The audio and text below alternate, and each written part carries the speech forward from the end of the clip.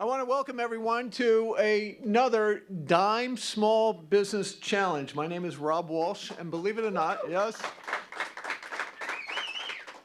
as Mark Basinski likes to say, the Rob Walsh. It was 10 years ago, if you could believe that, when we first launched this initiative as another way of highlighting the very best of New York, and that's our small businesses. And with Dime Community Bank, our dedicated partner, and that's where you should applause. They're our sponsor, Dime Community Bank. And you'll see why tonight. We have awarded over $230,000. Applause. Yeah.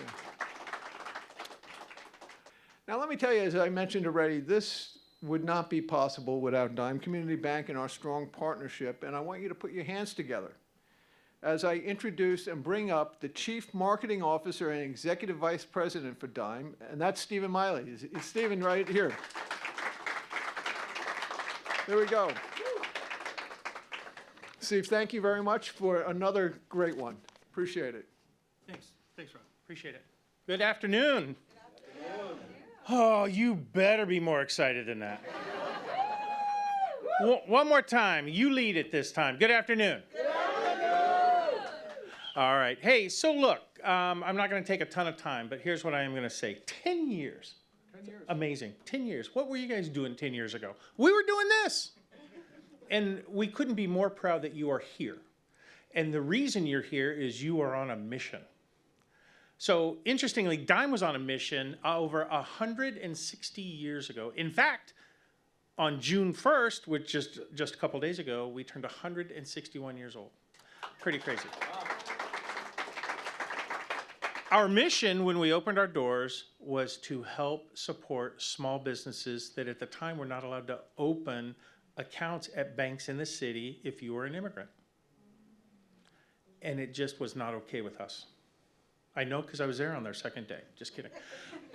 But it's that important. It's our mission, right? It's our mission. It's our mission to support the community, and part of supporting the community, and an incredibly vital part of that is supporting small businesses that are looking to grow from the kitchen table, so to speak, up into becoming something in the world. And I know that's the goal for each and every one of you. And I encourage it, even beyond today, no matter what happens. Here's what I'm going to tell you real quick, and then I'm going to stop taking up mic time because we have a lot to do. Not only are we awarding a grant today, all of the finalists today that don't win the grand prize, A, you're winners, and B, you're getting a $200 gift card.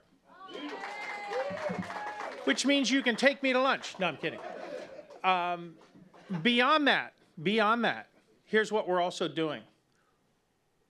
Dime Community Bank is offering free marketing intelligence to you if you need it and you want it. Okay? So having said that, if you do, reach out to me after we're done saying that you're the winner, because you're all winners, and we will get you connected with my amazing marketing team that will cover everything from social media to website, you name it. We are willing to provide that, and we are willing to do all of these things to really, truly help you succeed. And then here's the last thing I'll offer. We have partnered with MasterCard. MasterCard has a little-known program called the Small Business Capital Program. It is a way for small businesses that are starting out to find capital to support their business needs while they grow. Please reach out to me. Come find me after we announce the winners this afternoon, and we will get you connected with the MasterCard Small Business Program. All right?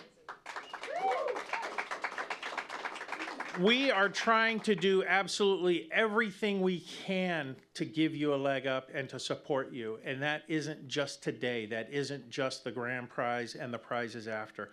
We are here for you as part of our community first and foremost. So please bring your A game, right? It's crunch time. Bring your A game, and thank you for participating, and thank you for being part of the Dime Small Business Challenge.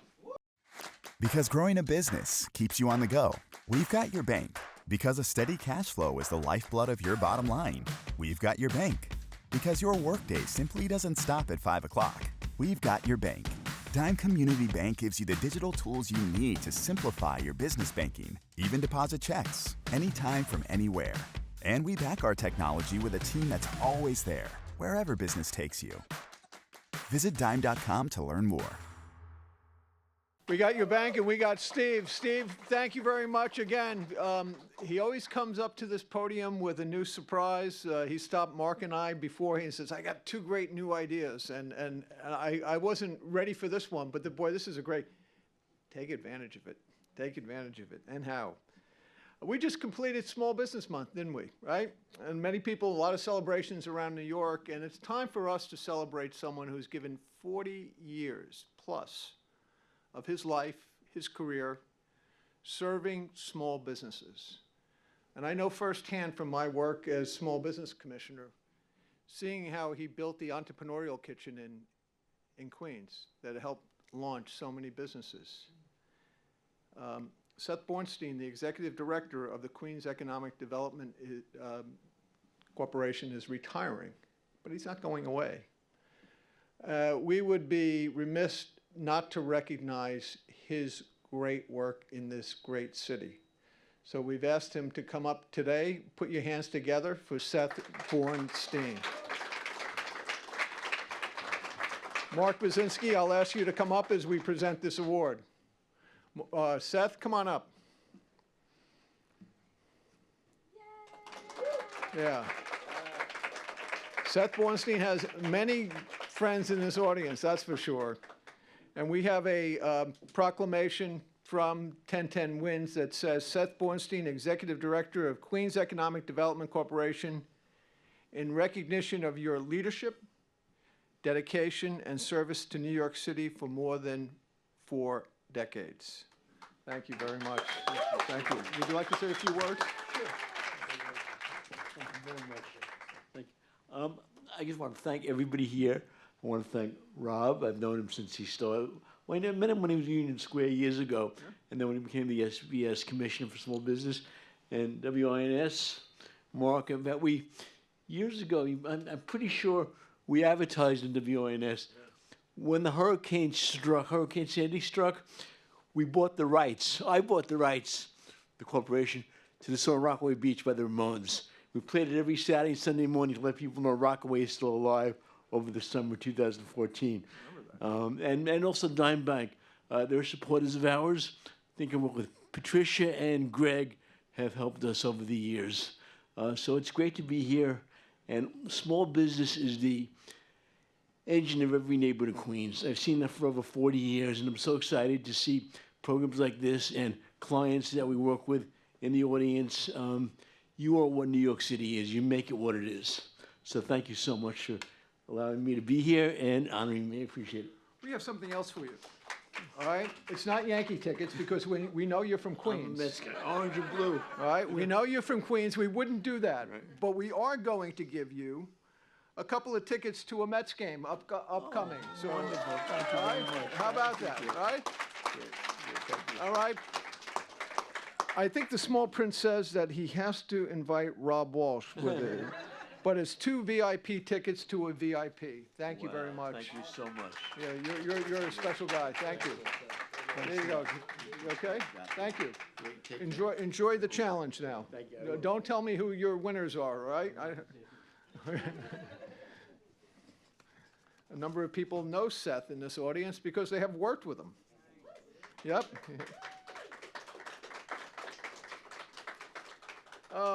It is time to introduce the judges. All right, we have 3 judges with us today, and let me introduce them. First, returning for another challenge, and I'm going to call him up one more time, and that is Steve Miley, the Chief Marketing Officer of Dime Community Bank.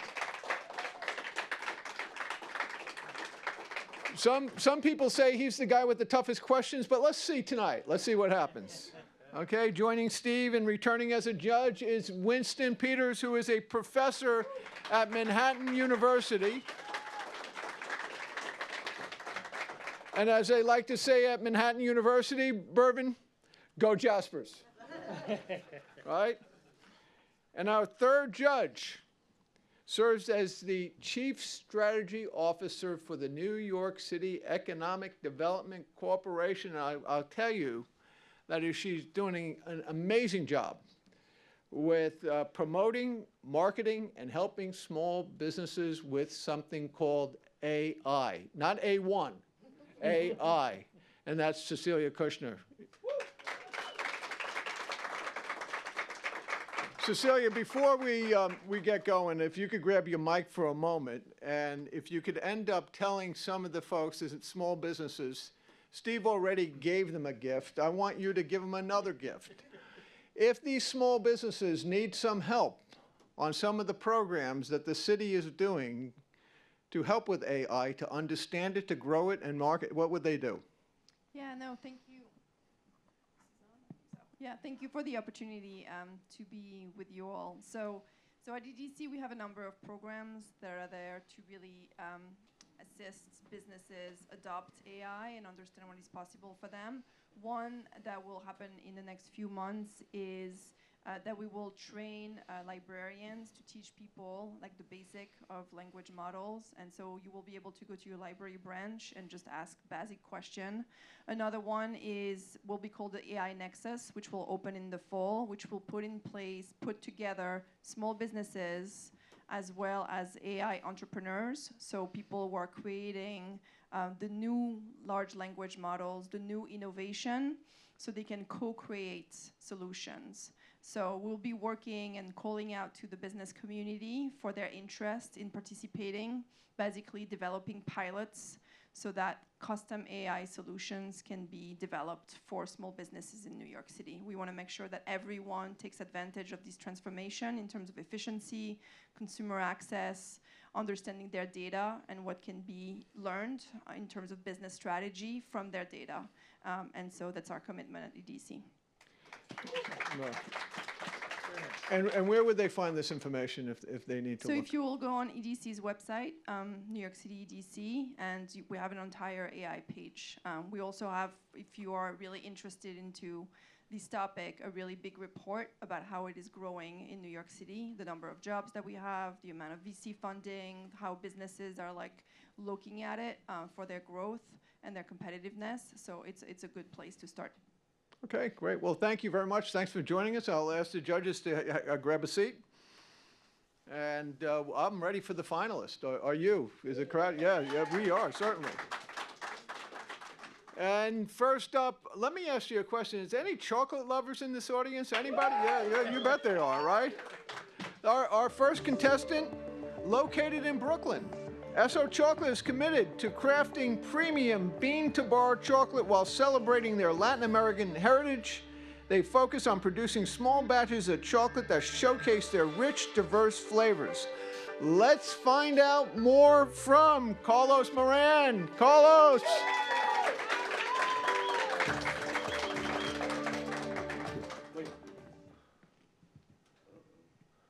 It's okay. There you go. There we go. What do you have in those bags, huh? These are some special treats for the judges. Money, all right. Yeah, okay, We have truffles in here. Wow. okay. Chocolate for everyone else too. Don't worry. Just save one for me, guys, all right? You're on. I'm ready to go. You're ready to go. Hi, I'm Carlos, one of the co-founders of Esso Chocolate based in Brooklyn, New York. We are a Hispanic-owned bean-to-bar chocolate company rooted in craft, culture, and community. To us, chocolate is not just a treat, even though it's very delicious. It is a way to tell a story, a bridge between generations, memories, and ideas. Bean-to-bar means we do everything by hand, whether it's sourcing cacao from small farms in Latin America, to roasting, grinding, tempering, wrapping every bar by hand.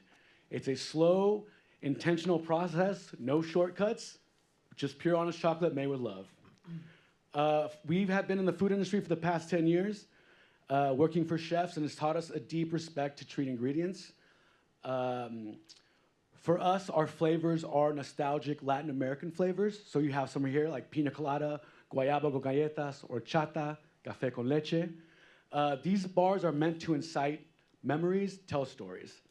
Esso Chocolate is on the path to bring more representation, more community, and more love to chocolate. With your support, we can grow the brand while still remaining true to our roots, craft, culture, community, and sharing more stories with more people about chocolate. Thank you for your time and the opportunity. Wow, look at that, huh? I appreciate it. Thank you. I have to tell you, I'm amazed. None of you have gone into those bags yet, because if I was a judge, I would be digging in, let me tell you. Go for it, Rob. That was a shameless pitch. You see how this you see how this works around here? Cecilia, why don't you kick us off and get going on the questions while I eat this cookie? So thank you. Do you have a physical presence? Like, do you have a store? Do you sell online? Where do you sell? We have a commissary kitchen that we're in, and that's where we get all our beans, start all the process from step one to end, and then locally, just boots on ground. We've started to get into stores in Brooklyn and grocery stores. We're hopefully getting ready to launch online to ship nationally soon. So right now, it's just from previous jobs I've had and connections in grocery, getting in stores like that to sell. Great pitch, Carlos. Thank you. One quick question for you is understanding the headwinds that are with tariffs and you with your sourcing in Latin America. How are you navigating that space with these tariff headwinds with your chocolate business? So these are farms that we have built relationships with, and unfortunately with the tariffs, the prices will increase, and that's something we have to deal with. But for us, it's the main priority is that how they treat the land on the farms, and then also giving them fair money for their goods they're producing. A lot of times the cacao people can get ripped off and abuse the land. So we are prioritizing farmers who take care of the land and giving them a better chance of like a nicer life. Thank you. Steve? Carlos. What's wow. up? That was Talk to me. My Brooklyn brother. Hello. Hey, Talk to me. Gravesend. Come on. So, Bushwick, sorry. so hey, it's all right. Yeah. So look, I think this is great. I think the commitment to culture is fantastic, and Thank I think it can be a differentiator. Here's what that leads into: the multi-billion-dollar chocolate industry. Yep. I mean, everybody's doing it, right? I get that the culture and you know the process that you're taking with local from bean to table is important, and I hope it always stays that way, which I'm sure it will. But how do you make a mark in an industry that is so already capitalized, not just locally, but then as we were just talking about tariffs, how do you even edge into a market that's so well established? Just as a question. Yeah, no, 100%. I think with what we're doing, how we separate ourselves is the flavors that are unique. So to make a pina colada chocolate bar is a very interesting concept that no one's doing. And then the café con leche, and then it's also bringing another people group into what we do with chocolate and craft. I think to get against the big players out there, which I know there's a lot, is they are kind of sticking to one lane that they're doing, while we're gonna have multifaceted areas to reach. Also making drinks, like we could do horchata with our chocolate. We could do cookies, truffles. We partner with chefs. So restaurants, yeah. Collabs, I like it. All right, Thank you. cool. Awesome, thank you. Thank you. Anyone with a final word? Any follow-up question? We got a little bit more time. One last question is, what is the end goal that you're trying to achieve with Esso Chocolate? I think our end goal would be to be fully funded, successful as a business on our own, opening multiple factories. Because a part of what makes Bean to Bar chocolate cool is that you can also train people a craft and how to make chocolate and how to source and how to start from beginning to end. So, Just finish your thought. Oh. Okay. and source, yeah, so it's from beginning to end. So like the idea. Steve in the control room is tough. Steve, come on! I was halfway through, Steve. Yeah, so ideally would be able to build different factories and different, hopefully one on the West Coast here, train the new next chefs and everything to make chocolate. Well, thank you So, very much. thank you. What a great thing. I appreciate it. Thank you for your time. What are we doing with the rest of the cookies? Do you want to pass those around to your folks? Go ahead, you can bring them into, you can make some friends. All right, let's hear it for Carlos one more time, and I don't know if anyone in the audience noticed, I was trying to dig into my cookie there and ripping it up, and I was getting a look by the banker, like, cut it out, Rob, behave. All right. Just make sure there's one safe for me and Bervin Harris, okay? All right, just make sure that happens. Now, this is about audience participation, and on this one, I want to show of hands, okay? As I introduce my next contestant. How many of you out there have been pulled over by the police and went into a complete panic trying to collect yourself and find your insurance cards and license and things like that? Raise your hands. Right? Never happened to me. I don't understand this issue. I don't know what the problem is. But our next contestant will tell you that she's designed something just for you folks out there. It's called Safe Stops Global, based in Tuckahoe, New York. That's Westchester County. And here is Adrienne Michelle? Adrienne Michelle to tell us much more about it. Adrienne, you got the mic right there. Thank you, Rob. Hi, friends. Good afternoon, judges. My name is Adrienne Michelle, and I am the founder of Safe Stops Global. And we're reimagining how traffic stops are conducted from behind the wheel. This started out from a personal experience. A friend and I was driving during the pandemic and found ourselves in the middle of a checkpoint, and the two officers on the side of our vehicle shined in flashlights as I reached for my bag to get my documents. For weeks, I could not imagine what could have been done differently. Someone like me who struggles with anxiety sometimes, especially when I'm driving.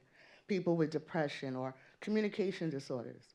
How do they effectively go through a traffic stop without feeling bad? That's when we created the Safe Stops mobile app, designed to digitally transfer your documents to the officer within seconds. I will leave my wallet at home, but my phone is always with me. And most people do carry their phones. So what you do is upload all your documents, and when you're pulled over, you have the option to show it visually, or you could pull up a QR code similar to this and show the officer. They could scan it and retrieve whatever information they need within seconds. Currently, we have 300 downloads, and with this 10K, we're looking to hire some students from our partnership at John Jay College, as well as promote driver's education with our partners iDrive Safely, which is one of the top 3 online, one of the top 3 online education courses for drivers. Thank you. Thank you. Come see me, drivers. Winston, you're going to kick us off? Yeah. Well, one By thing. the way, that's happened to you? No. You're No, but I do understand. And one, Adrienne, thank you for your pitch and as well as your vulnerability. Thank you very much. In creating this company. Something that I want to ask you is, what is the revenue model for Safe Stop Global? How are you generating revenue? That's a great question. So we're looking at a paywall that has both a freemium and a premium. This way, people still have access to be able to access to the basic features like showing their ID, ID, registration, and insurance cards at the very minimum. We want to keep people safe and provide a peace of mind. And then our subscription will be for some of our enhanced services, such as the QR code. We also offer SOS alerts, where you can notify a loved one that you've been pulled over in real time. We're going to be building it out so that way people can know exactly what location is. But for right now, it'll just be like hey, just want to let you know I'm running late, or I've been pulled over, and just wanted you to know. Thank you for your question. I assume it's part of your business, like if you get stopped, would the police officers be willing to just see a digital version of these documents? Great question. So I am from the Bronx, so I have to let you know amongst city folks, but I live in Westchester County. And the benefit to that is I was able to go to my local police department to ask them some questions. One of the things they say is they would love an app like this because drivers, younger drivers, newer drivers as well, constantly cannot find their documents.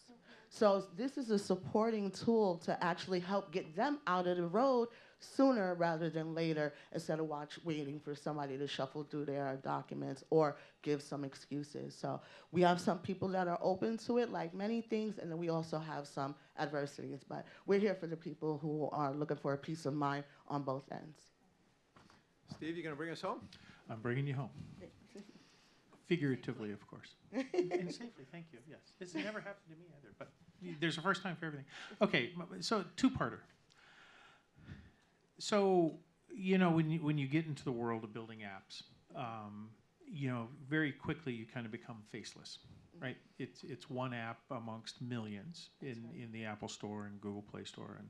And so I guess my first question is, how do you rise above that? How do you get known? What's your marketing strategy around being not just another app? I mean, I think it's a fantastic concept and an opportunity for you, but how do you rise above that?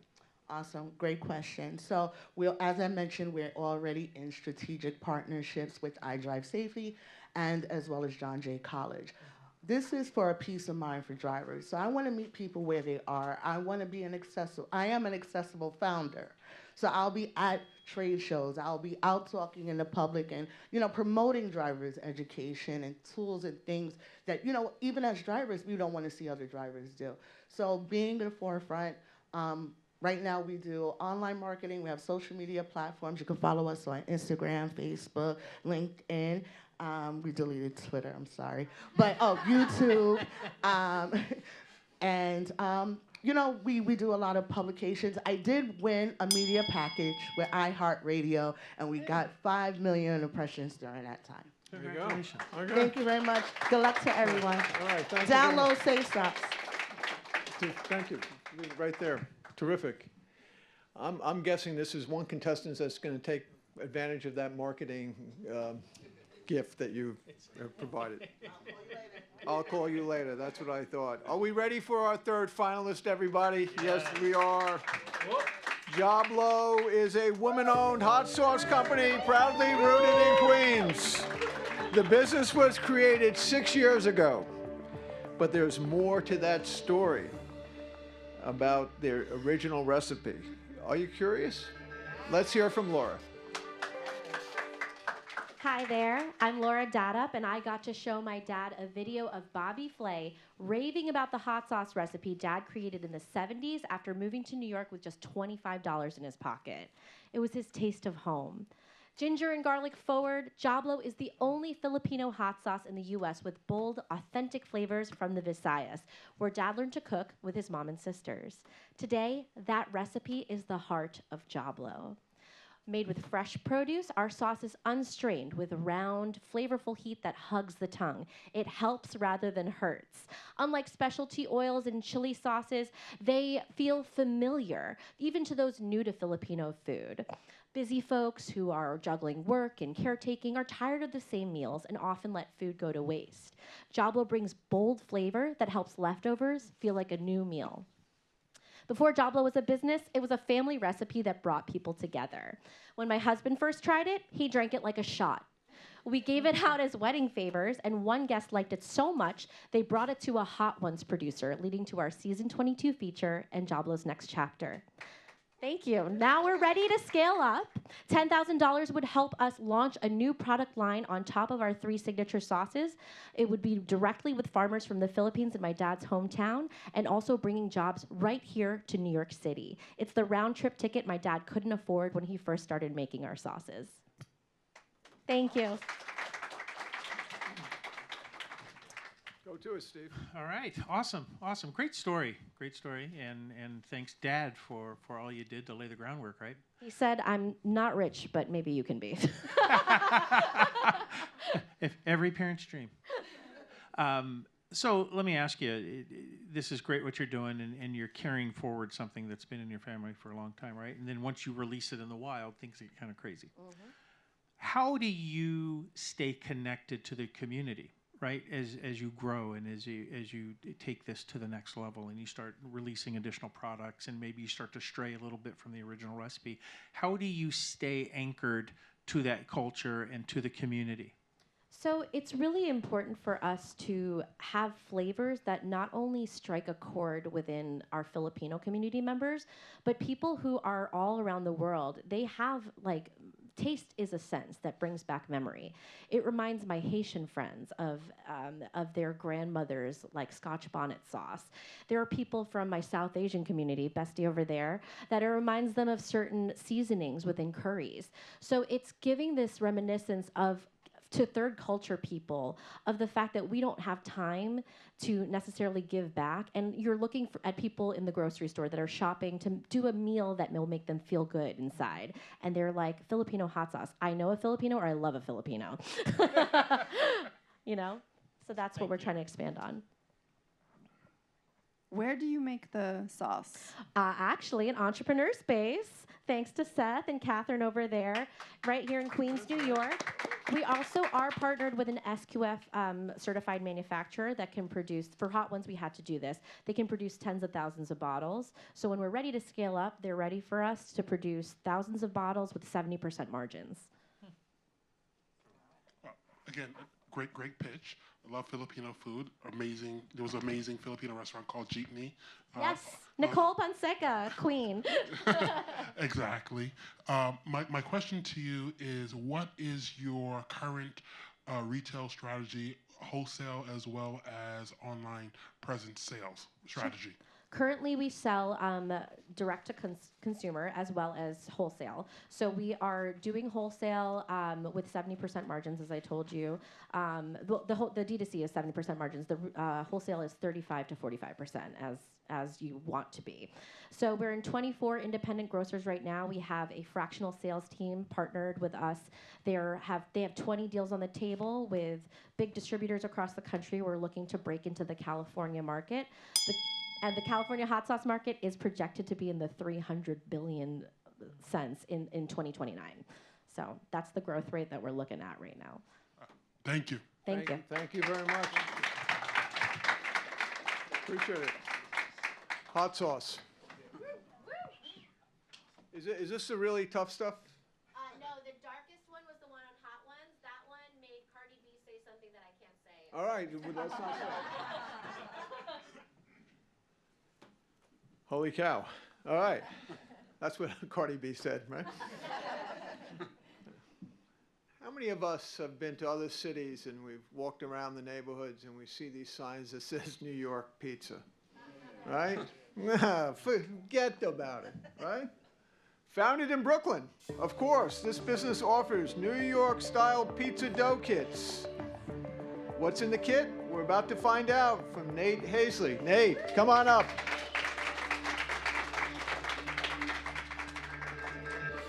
Hey, thanks everyone, and thanks to the judges and the fellow contestants. So my name is Nate, and I am the creator of the Forget About It New York City style pizza dough kit. This was founded in Brooklyn, where I live. It started with a home recipe. So during the pandemic, I'm the main chef for my own family, and during the pandemic, there was one thing that they craved more than anything else, and that was pizza. So I worked really hard. I created a recipe for New York City style home pizza. I made some mistakes along the way. Most of them were edible, most of them. But eventually I found it, and I found that recipe, and my family was happy. Fast forward a couple of years, after the pandemic, my wife was on her way to go to a business event, and she was gonna be staying with a college friend and his family. She wanted to bring something that was representing Brooklyn with her. She said she was looking around, she was looking for anything that she could find that would really be representative of Brooklyn. And I said, God, wouldn't it be great if I could send one of my pizzas with you? And I thought, wait, could I do that? How would I do that? And so that was where the idea was born. I created a pizza dough kit. I eventually sent that kit to the family. They loved it. I further developed it. I shared it with more friends, more family, and eventually, got a great feedback and decided to make it into a product. So that's where this is at.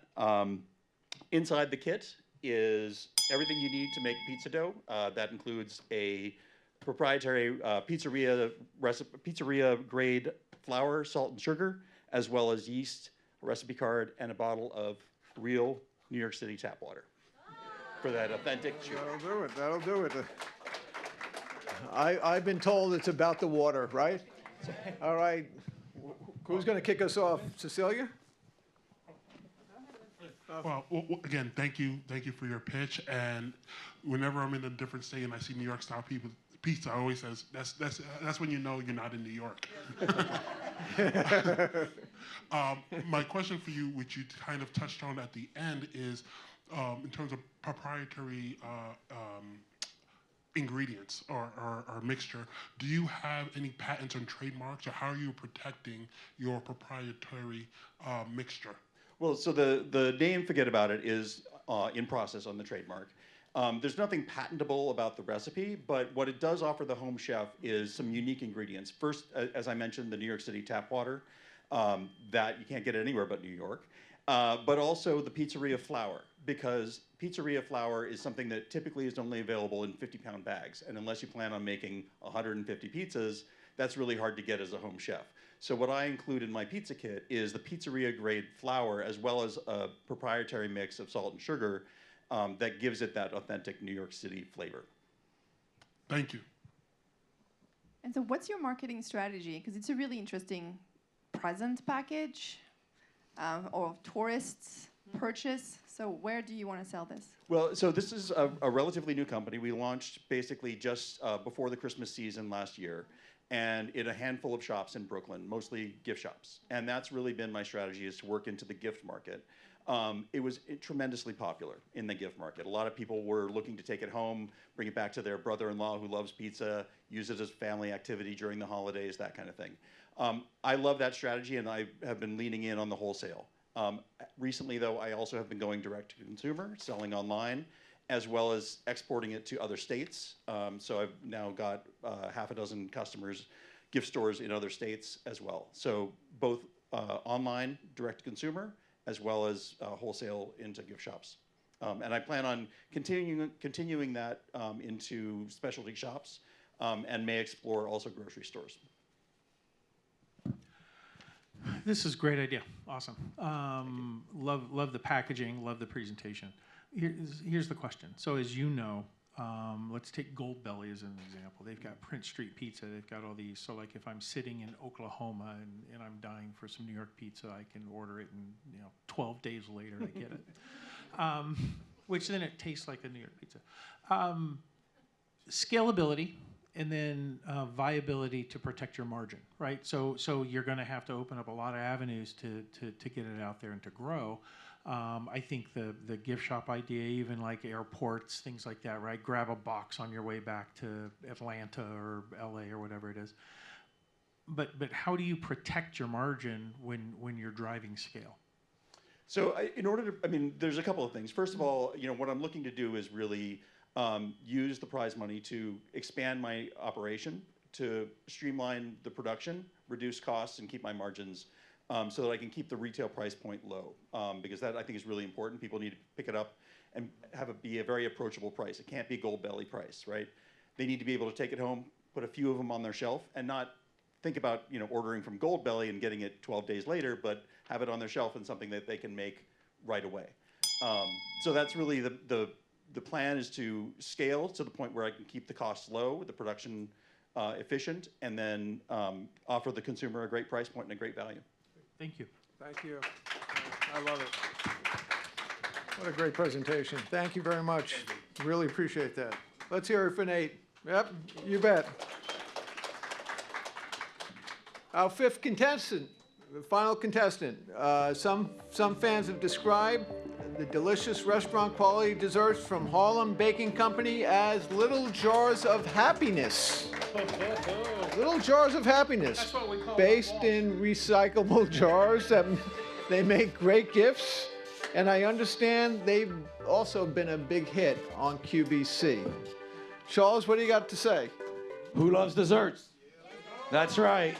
And as a restaurateur for 25 years in New York City, I can tell you that people love desserts, especially if they're made with great ingredients, no preservatives, premium product, and by a company that's conscious about sustainability and our planet.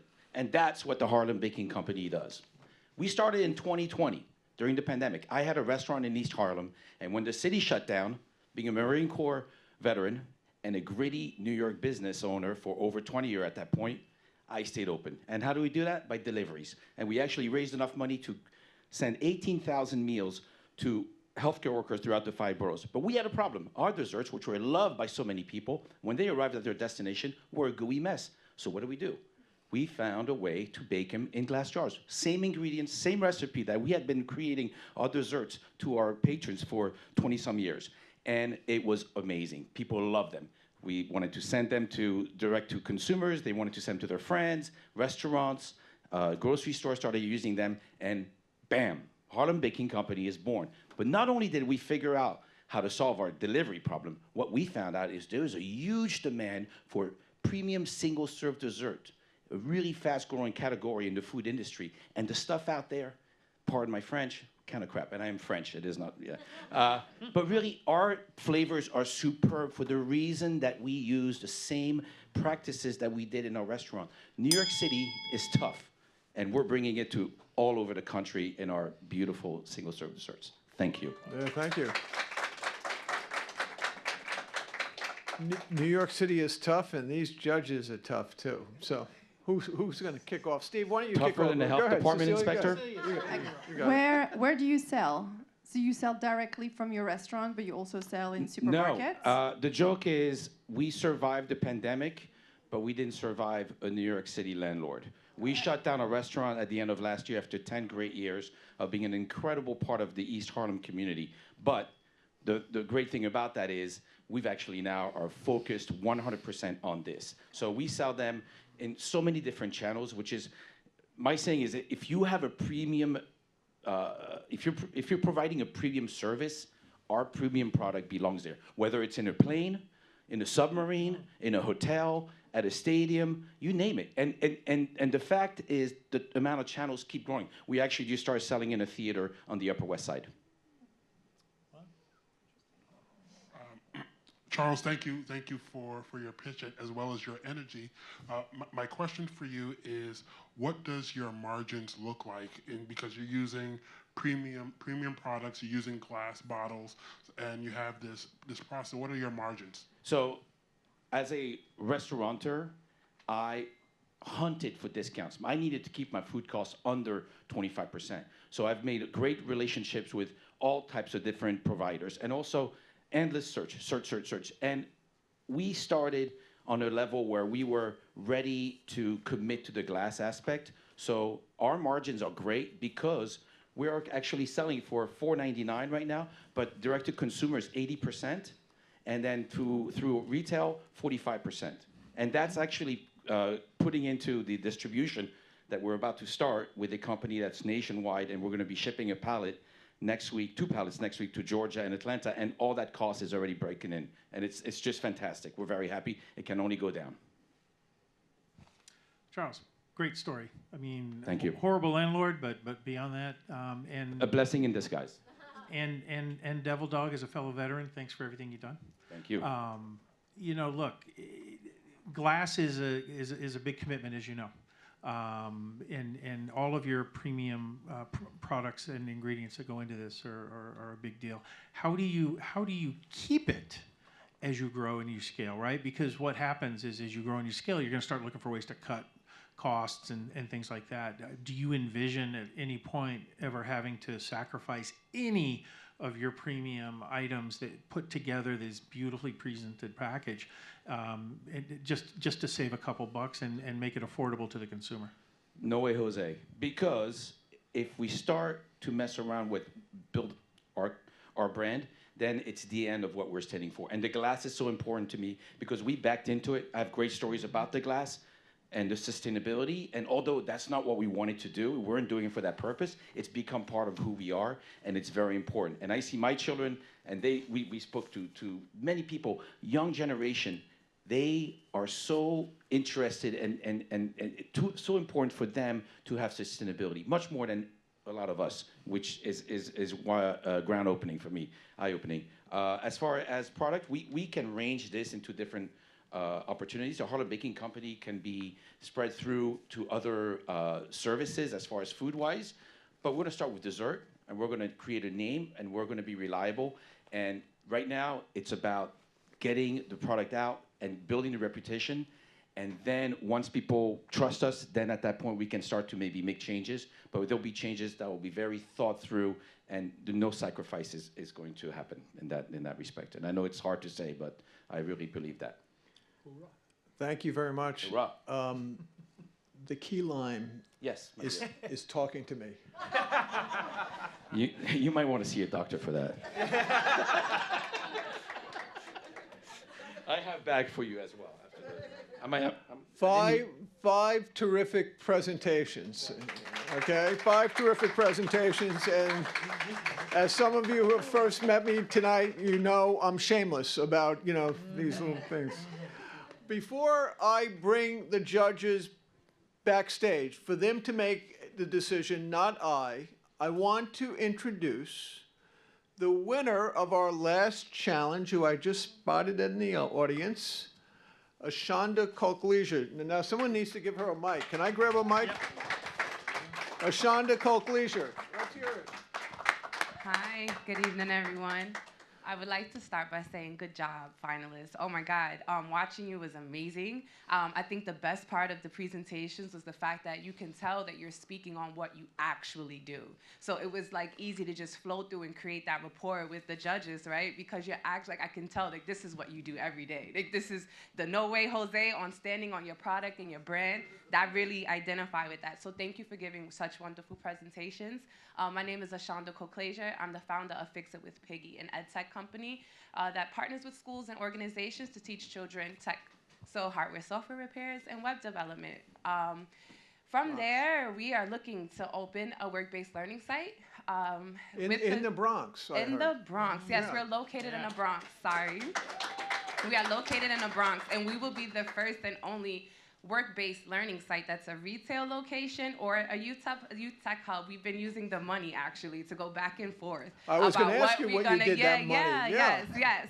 So the first half of the money we used to kind of do like a research. I deployed a partnership with the New York Police Department to offer free Saturday coding courses to the high school students in the Bronx.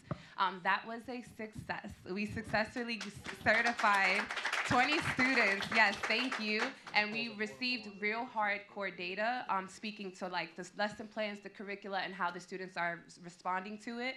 And the second half, we have partnered with the money that we just raised from another pitch competition that is going to allow us to actually open doors for our youth. So just thank you. So thank you for inviting me today. Thank you for having me, and thank you for your wonderful pitches. This is about partnerships. Uh-huh. And one partnership I want you to make in this audience is a guy back here who runs one of the best youth centers that I have ever seen in the country. His name is Bergen Harris. He serves not 1,000, not 2,000, but 4,000 youth in the South Bronx. Oh, wow. Bergen Harris. Bergen Harris. Ashanda Kolklesia. You guys are going to connect, and congratulations. Thank you And again. I'm looking forward to taking credit by cutting the ribbon at Of the course. opening of your I ribbon. can't wait. Okay, now I'm taking the judges back, but before I take the judges back, let's call up Mark Basinski. We all know Mark, Director of Strategic Partnerships. He'll have some presentations. I'm bringing the judges in the back room, and I'm going to see if they can pick one. Rob, before you leave, I just wanted to say thank you very much for the partnership for 10 years. It's amazing. When we started this program 10 years ago, we had a vision, we had a dream. Little did we know that this 10 years later, we're still going to be on the stage, and the program is stronger than ever, thanks to Dime Community Bank. Thank you. Thank you, Steve. Thanks, Steve. Thank you. Ladies and gentlemen, the judges and Rob Walsh. Thank you.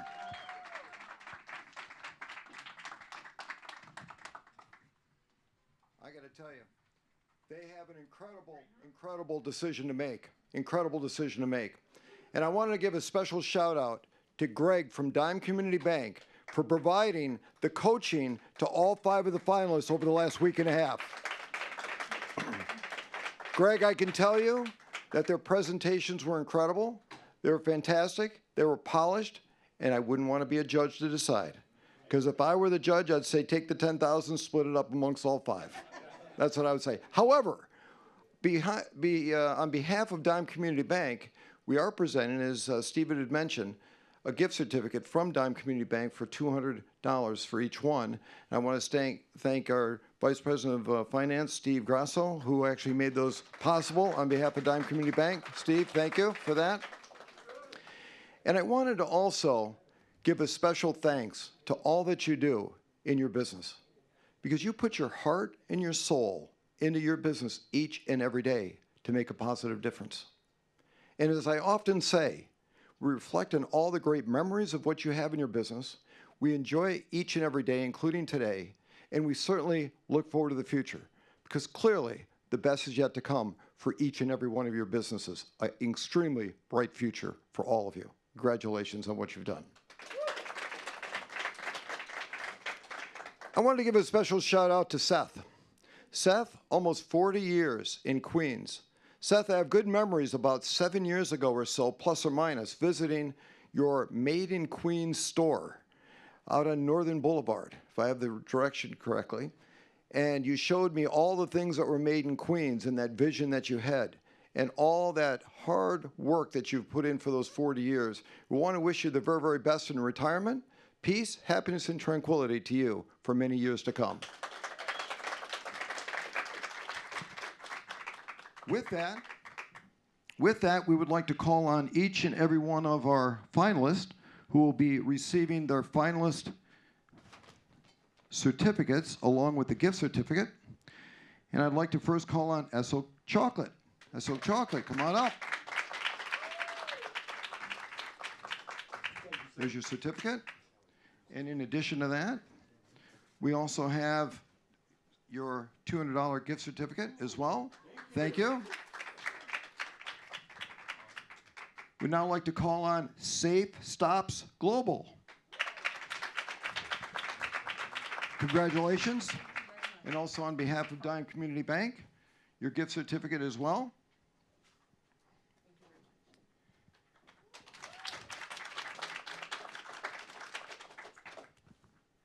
We'd now like to call on Laura Dunlap. Laura, come on forward. Your certificate, along with your gift certificate from Dime Community Bank. I'd like to call on Nate. Forget about it. Certificate, with the gift certificate. Thank you so much. And Charles, Harlem Baking Company.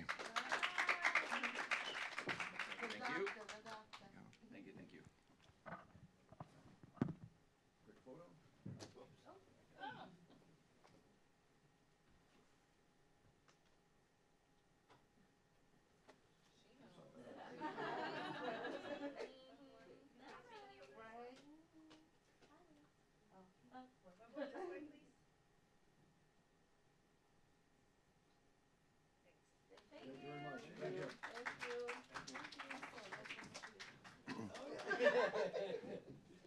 Ladies and gentlemen, within the next 24 hours, you'll receive a link to all the photos that have been taken tonight. And 1 week from today, starting at 4 p.m. on www.1010wins.com/challenge, you'll be able to view this entire performance. And we'll be spreading the word as well. You'll also be receiving a medallion electronically that you can place as a finalist, and one will have the winner as well.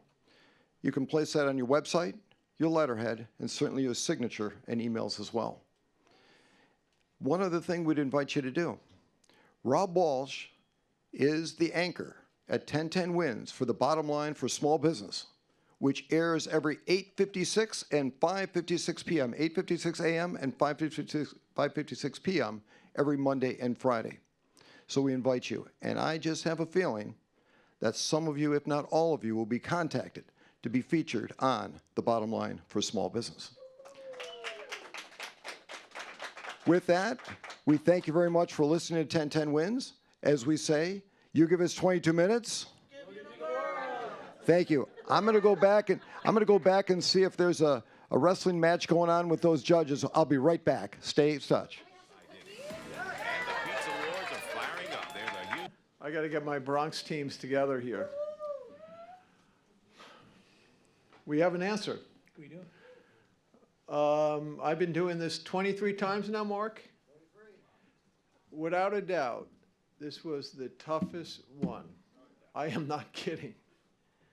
Man, I tell you, there were fistfights back there. But it was amazing. Do we have a drum roll? Do we have a drum roll in the back? Can I have that, Steve? Or yeah, we got it. Ladies and gentlemen, the winner of the Dime Community Bank Challenge is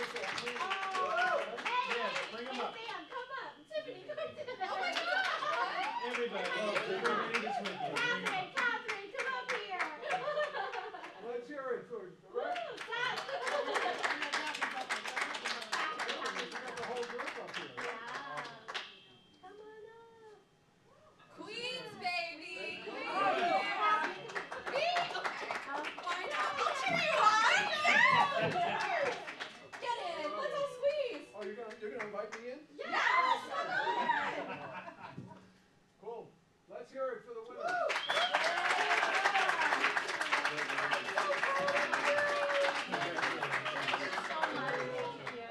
Let's hear it for all of the finalists. It was an amazing group of people here.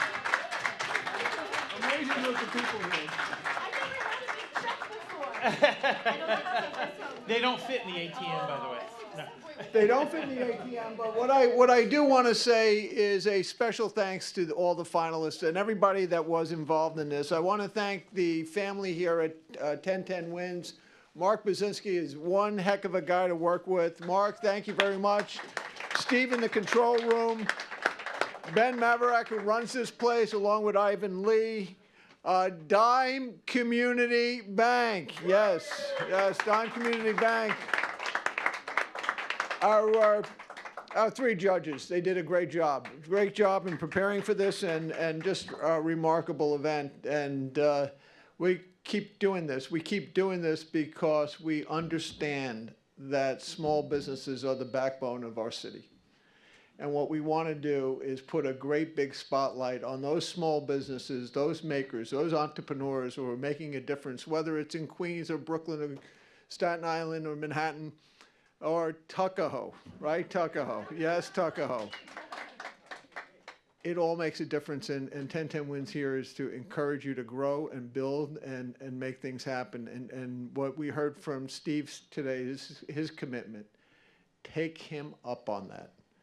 Again, I want to thank everybody, and as they say, you give us 22 minutes, we give you the world. Thank you, everybody. Thank you. Awesome, brother. Thank you.